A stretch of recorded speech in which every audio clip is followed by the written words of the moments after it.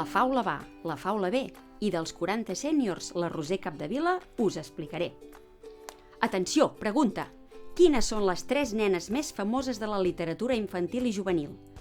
Tic-tac, tic-tac, tic-tac, tic-tac. Us donaré una pista.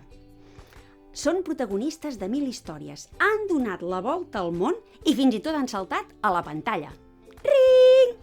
Esclar, les 3 bessones.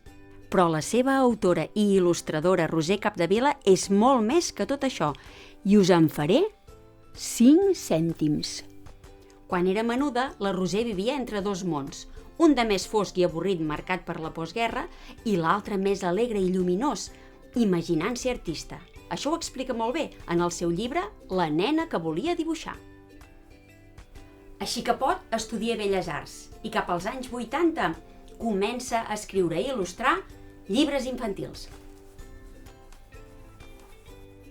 I mare meva, quina aventura! Ha publicat més de 300 llibres a tot el món.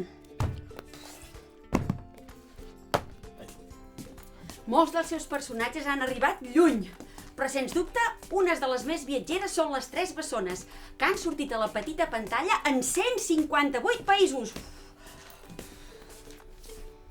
I això és una notícia molt extraordinària, i encara més en una època en què els personatges femenins no eren mai els protagonistes. Tic-tic! Aquesta immensa capacitat de treball de la Roser es resumeix amb una de les seves frases, quan diu: «Per mi, dibuixar és respirar».